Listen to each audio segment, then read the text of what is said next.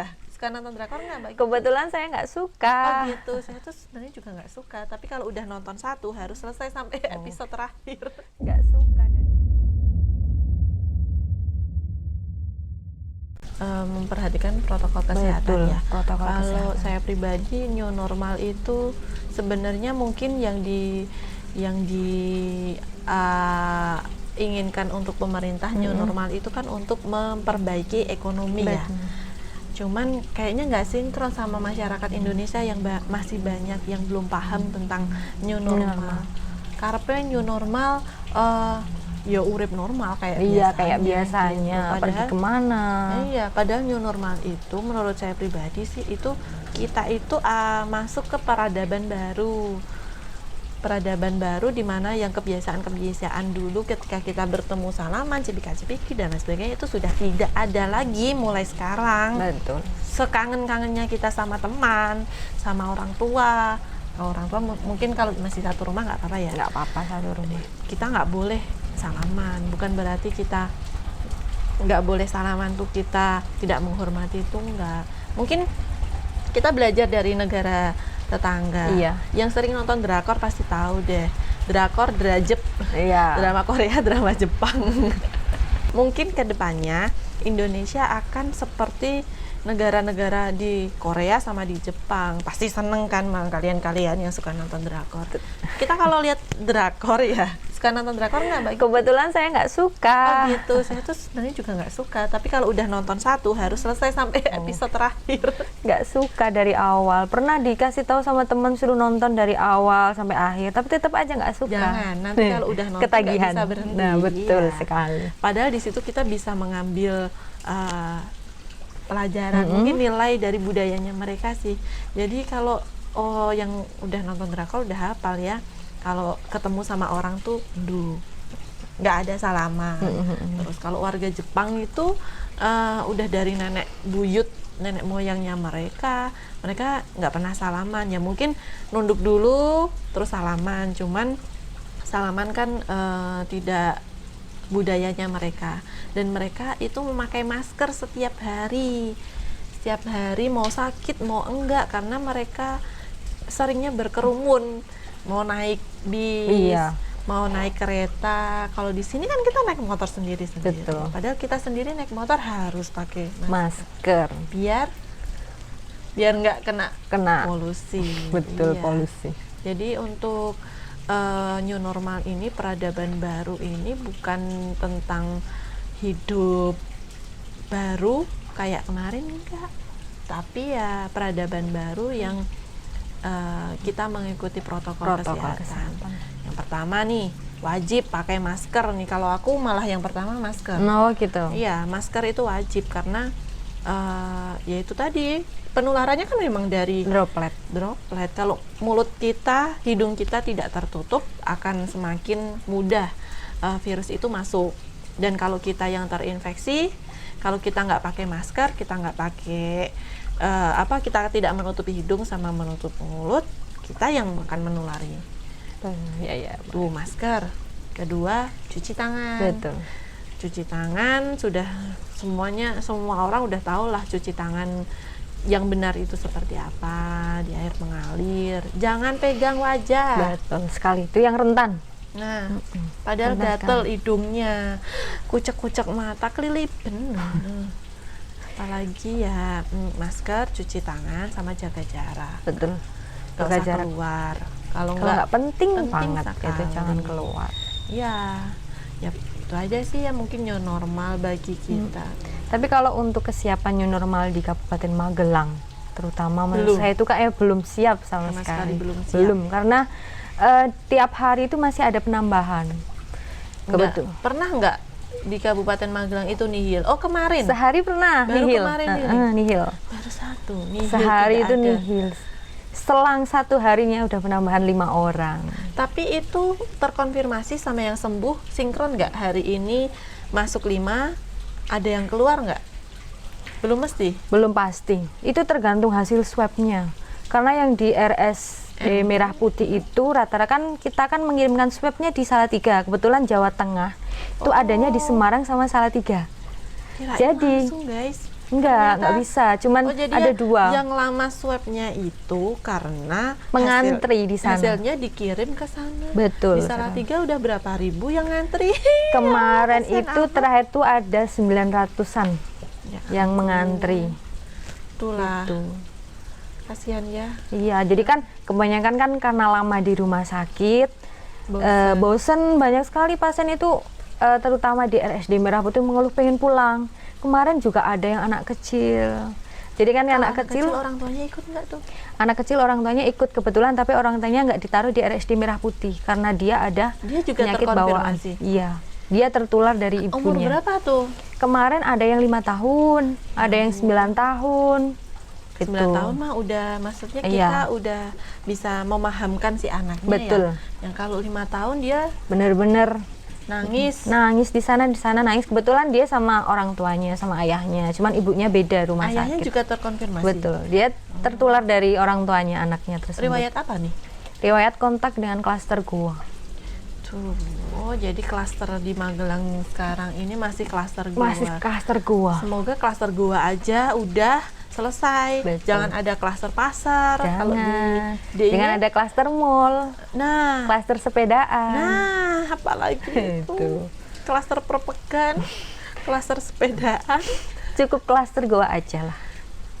Tuh, makanya jangan nambah-nambah lagi. Jangan Stay at home. Mana lah. Kita sepedaan di sini aja. Muter-muter sini aja ya. Punya sepeda. Gimana dong? Beliin dong. Ya. Beliin ya Pak Habib ya. Lagi dong. Apa ya? Gini, saya mau tanya. Kan di sana kan klinik Daku. Itu kan kita nggak tahu ya, pasien itu dia itu kena COVID-19 atau enggak, kan nggak tahu. Jadi penanganannya yang di sana itu seperti apa? Bagus sekali pertanyaannya. Sudah saya tunggu-tunggu dari tadi. Kok nggak ditanya-tanya? Sabar.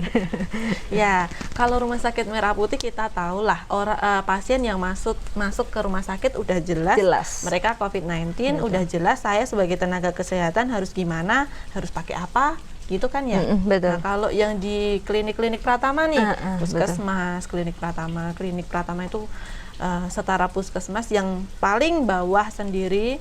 Kita nggak tahu ketemu orang ini orang yang sehat apa orang yang sudah terinfeksi virus. Betul. Makanya kita kalau kerja, kalau kita jaga itu pakai APD selalu.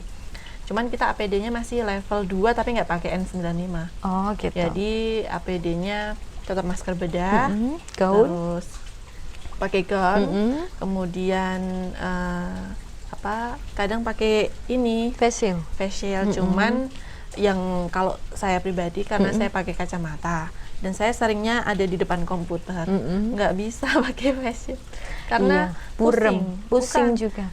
Pusing lihat face shield itu kan nggak kayak nggak kayak kacamata nih, kacanya jernih gitu, enggak. Face shieldnya itu kan kayak mika biasa yang ketika kita lihat sana betul sekali. Apalagi kalau kita pakai esmed juga gitu. Udah kita pakai Google, pakai face shield. Yang korban-korban yang kita pakai kacamata itu bener-bener gimana ya? Susah banget lihatnya. Kemarin lihat video nggak di Borobudur News? Jadi ada tenaga nakes kita, saking kita fokusnya lihat obat, yaitu nabrak tembok. Coba lihat itu di IG-nya Borobudur News.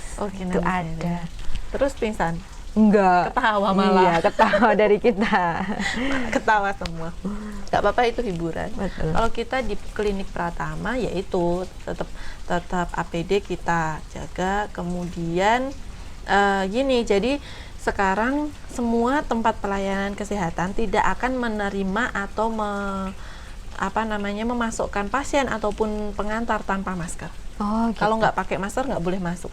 Betul. Gitu. Kalau nggak bawa ya gimana caranya harus ada. Kita juga menyediakan sih, kita jaga-jaga karena nggak semua pasien datang dengan masker. Contohnya UGD, tiba-tiba ada di rumah tersiram air dan sebagainya. Kadang kita nggak sampai kepikiran buat bawa masker. Betul. Tapi tetap pasien pengantar harus dipakaikan masker. Dokter nggak mau bertemu kalau Dia nggak Ya mau pakai nggak cuma masker. dokter sih, kita semua kalau Nakes nggak ya. pakai masker kita nggak mau gitu.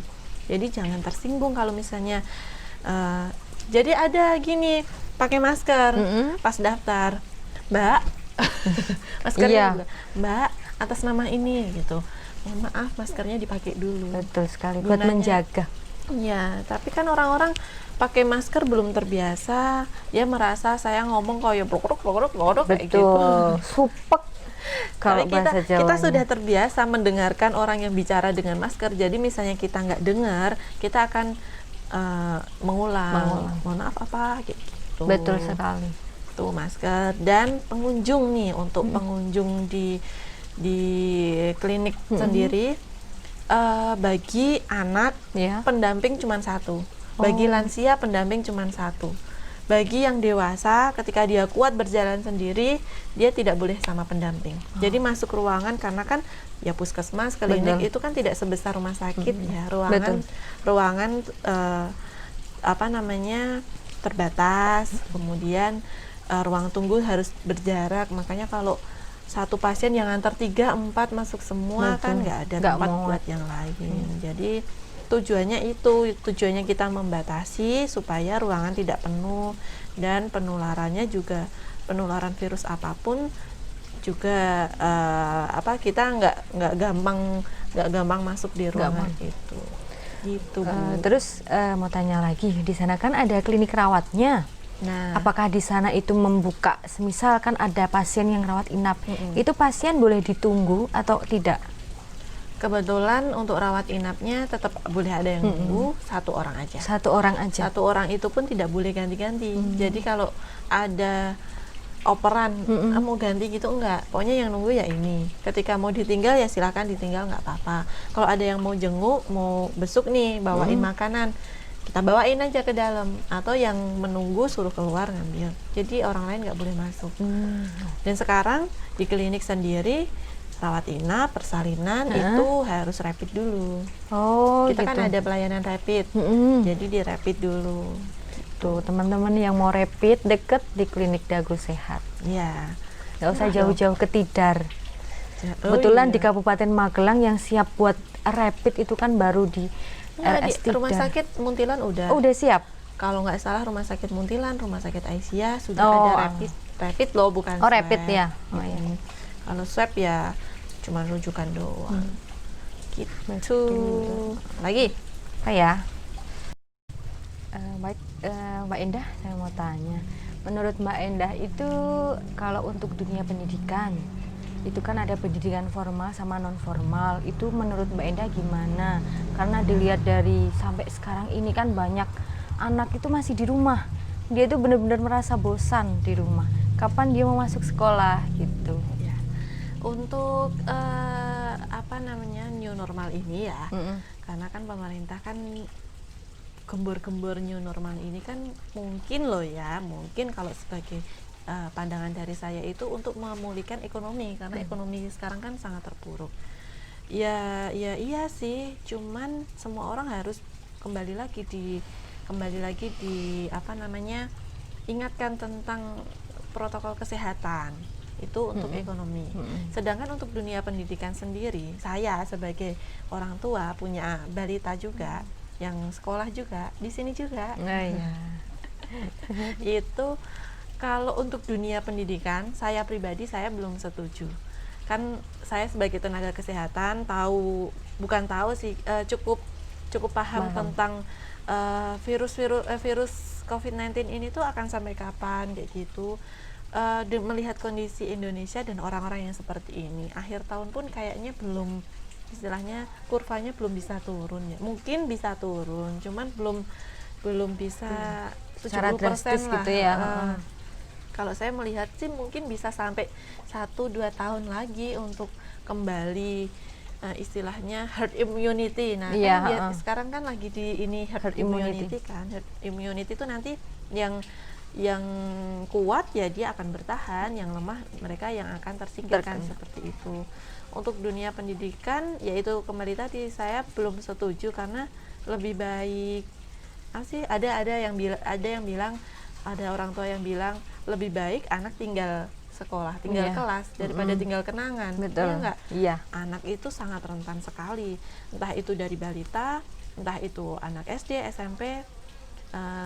Coba kita lihat anak-anak yang di rumah nih, anak-anak ibu-ibu, bapak-bapak semua di rumah.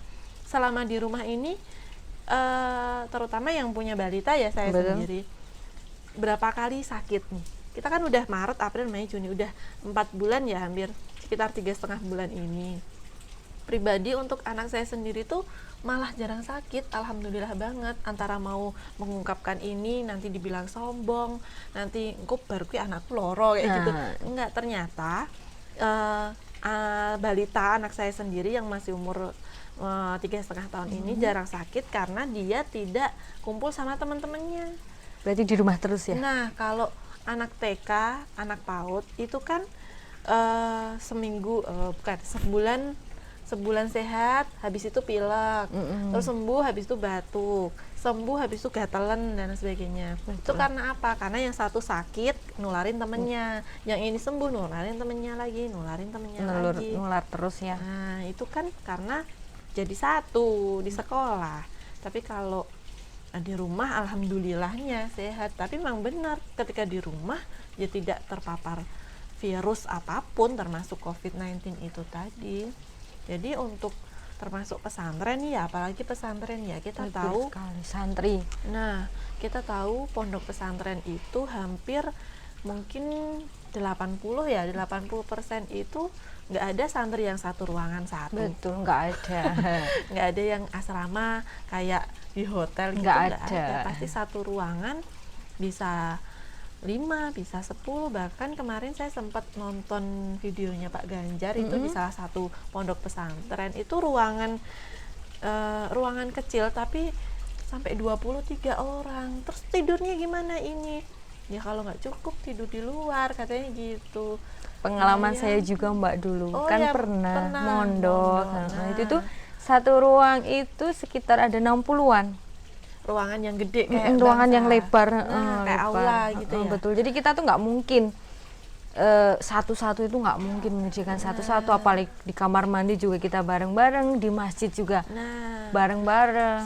sangat rentan sekali pokoknya untuk pesantren ya, terutama untuk pesantren. Jadi kita harapannya sih pemerintah jangan apa ya, karena kita sebagai tenaga kesehatan ya, kita Betul. berdua jangan membuka dulu lah, jangan mengizinkan santrinya kembali ke pondok dulu, karena kan kita sebenarnya belajar dari rumah bisa, apalagi kalau santri hafalan, murotal, murojaah dan lain sebagainya, itu kan bisa dari rumah. Di rumah dulu. Nggak cuman pesantren doang, semuanya kita sabar dulu lah 1-2 tahun ini, kita sabar, kita belajar dari rumah. Semua bisa diakses di internet, semua sekarang udah maju. Nggak ketemu teman aja kita bisa video callan, bisa video grup juga bisa. Jadi ya harapannya untuk dunia pendidikan, entah itu pesantren, dunia pendidikan formal dan informal, ya dipending dulu sampai benar-benar kurvanya itu turun. Nah, sampai turun. Jangan mengambil kebijakan. Ya mungkin ya karena pemerintah kan ininya pandangannya ininya kan banyak ya. Iya, pandangan banyak.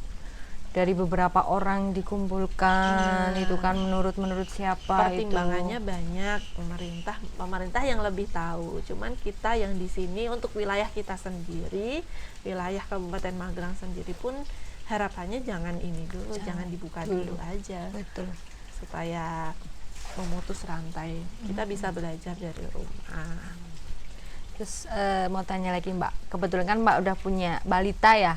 Terus bagaimana caranya si anaknya itu bener betah di rumah itu gimana? Kisi-kisinya mungkin.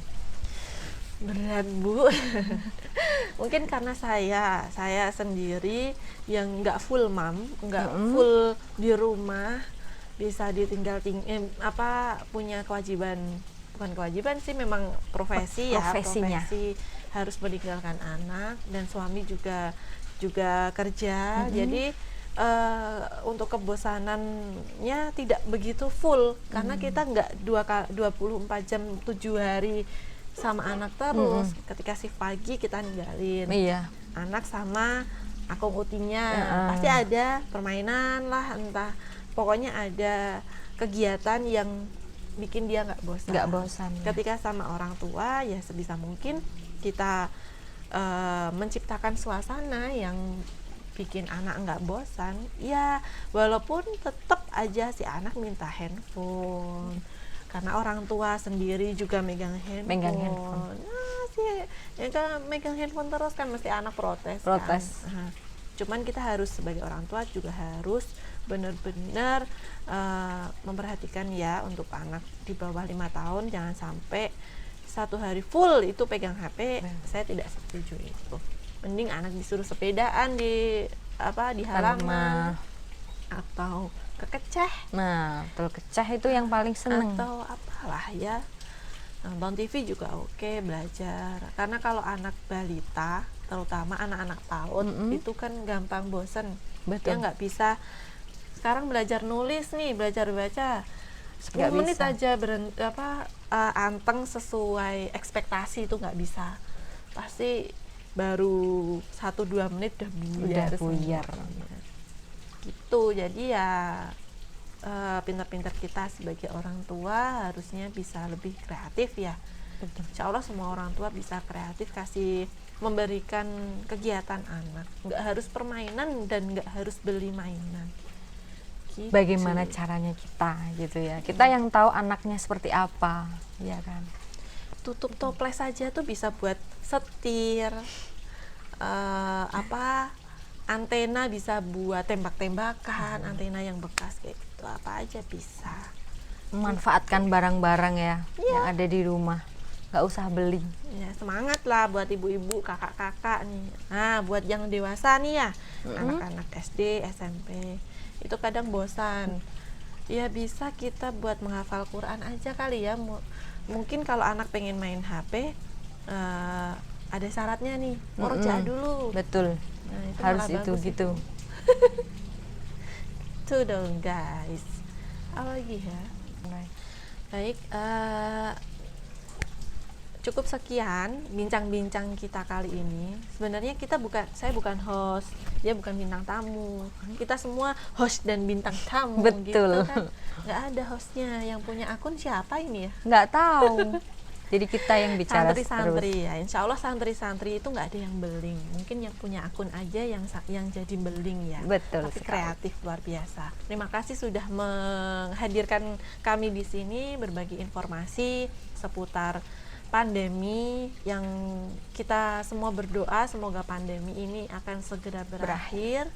Kalaupun masih beberapa waktu, semoga semuanya diberi kesabaran, kekuatan, tetap stay at home, tetap jaga jarak, tetap berusaha lah gimana caranya biar tidak menyebar kemana-mana. Memutus rantai.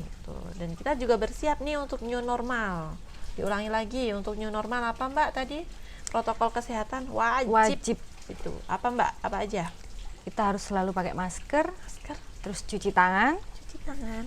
Terus kita kalau bener bepergian, yang penting banget itu usahakan sampai rumah baju itu kita mandi, baju langsung direndam pakai deterjen. Tuh. Iya. Jaga jarak. Betul, jaga jarak kemana-mana. Gitu ya.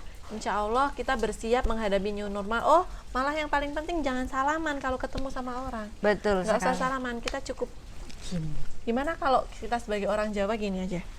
Boleh kita gini, kayak sungkem gitu ya? Nah, sungkem. Kalau orang Korea kan berdiri tegap, terus menundukkan badan. Kalau kita kan bisa gini. Set. Nah, bisa ditiru ya teman-teman ya, semua yang di rumah ya. Gak usah salaman, tapi kita gini. Atau kalau sama teman bisa gini dong. Nah, kan lebih keren. Itu salah satu tambahan ya? Iya. Salah satu bukan manfaat sih, tapi sesuatu yang bisa kita ambil hikmahnya dari pandemi ini, kita bisa nggak salaman sama yang bukan mahram. Betul sekali. Itu susah banget. Yang bukan mahram tuh siapa aja, cari di internet siapa aja. Ya, saudara pun ada yang bukan mahram kan. Betul. Om, siapa lagi? Saudara laki-laki gitu kan. Jadi kita bisa jadi alasan nih kenapa kita nggak salaman, karena kan kita pandemi nggak boleh salaman. Betul. Padahal ya memang bukan mahram. Betul sekali. Nah, gitu. Jadi jangan lupa protokol kesehatan selalu ditanamkan di diri kita masing-masing. Insya Allah kita semua berjuang bersama, kuat menghadapi pandemi ini, bisa lulus ujian kali ya. Iya, kayak lulus ujian gitu kan, kita seneng banget. Bisa buat cerita anak cucu. Betul sekali. Semoga kita semua diberi kesehatan. Doakan kami sebagai tenaga kesehatan juga bisa istiqomah. Betul sekali. Bisa kuat Jalani pandemik ini. Ya emang gitu ya. Betul. Susah, bukan susah sih, berat tenaga kesehatan itu. Terus Gitu juga nambahin dikit ya, buat teman-teman semisal di tetangganya itu ada nakes, ya sebisa mungkin lah kita tetap diterima di masyarakat, jangan dijauhi. Gitu. Jadi curhat sekarang. Iya, bukan saya sih, tapi itu adalah orang lain, ya. teman-teman tuh ada yang seperti itu. Jadi kan tahulah bagaimana perawat nangani COVID-19 itu seperti apa, APD-nya seperti apa. Kita benar-benar udah safety. Kita pun juga ngerasa takut gitu loh. Kita takut mau masuk, tapi mau gimana lagi kalau bukan kita yang nangani. Gitu. Jaga jarak boleh, tapi jangan mengucilkan. Betul. Karena nggak hanya dengan perawat aja, nggak hanya dengan dokter aja kita jaga jarak, tapi dengan semuanya kita harus jaga jarak. Gitu kan, Bu? Betul. Baik, terima kasih waktunya yang diberikan kepada kami. Semoga sharing-sharing kita ini bermanfaat, menambah pengetahuan, menambah ilmu. Apabila kita berdua dalam sharing ini ada salah, ada kurangnya, kami mohon maaf. Lain kali kita ketemu di bincang-bincang selanjutnya. Jangan lupa like dan subscribe di YouTube channel Santri Beling. Oke. Sampai jumpa lain waktu. Dari kami berdua, saya Endah, Saya Kiki. Wassalamualaikum warahmatullahi wabarakatuh.